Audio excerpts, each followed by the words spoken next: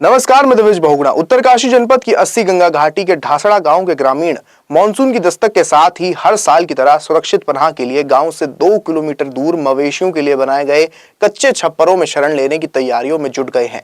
ढासड़ा गांव साल 1991 में आए विनाशकारी भूकंप का केंद्र था, जिस कारण यहां पहाड़ी पर बड़ी दरार उभर आई थी, जिसके चलते गांव के ऊपर पिछले 3 दशकों से भी ज्यादा समय से खतरा मंडरा रहा है। ग्रामीण हर साल मानसून की दस्तक के साथ ही गांव छोड़ मजबूरन मवेशियों के साथ रहने लगते हैं। ग्रामीणों को पिछले 3 दशक से भी ज्यादा समय से सुरक्षित इलाकों में विस्थापन का इंतजार है।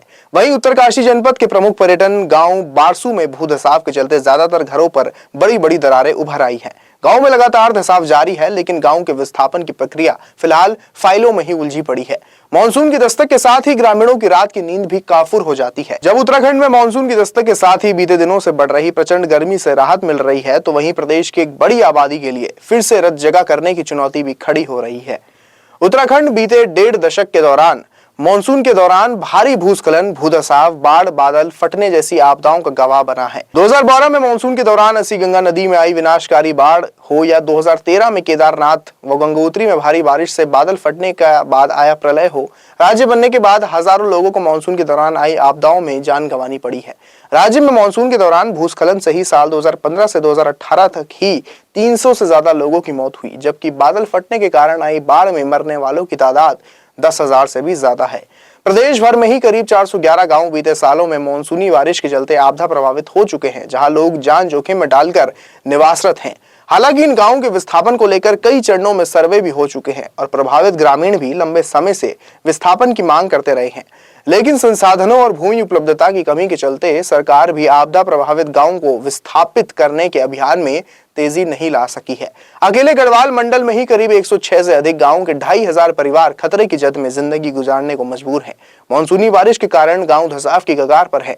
नदियों में आए उफान से भू कटाव भी तेजी से हो रहा है, तो भारी बारिश के चलते नए भूस्खलन क्षेत्र भी पैदा हो चुके हैं। ऐसे में ग्रामीणों को मानसून सीजन में रत जगा कर अपनी सुरक्षा सुनिश्चित करनी पड़ती है। ग्रामीण सुरक्षित जगहों पर विस्थापित करने की गुहार लंबे समय से राज्य सरकार से लगा रहे हैं। 2012 से लेकर 2016 तक कांग्रेसी शासनकाल में राज्य में आपदा प्रभावित गांवों के विस्थापन की गति बेहद धीमी रही। आपदा प्रबंधन प्राधिकरण की रिपोर्ट की ही माने तो 2012 से लेकर 16 तक 2 गांवों के 11 परिवारों का ही विस्थापन हो सका। ये हाल भी तब थे जब 2011 में बनी विस्थापन नीति को 2012 में लागू किया गया। इस नीति के लागू होने के बाद उम्मीद जताई जा रही थी कि प्रभावित गांवों के विस्थापन में तेजी आएगी। हालांकि 2017 में भाजपा ने राज्य में सरकार बनाने के बाद आपदा की दृष्टि से संवेदनशील गांवों के विस्थापन में जरूर तेजी दिखाई।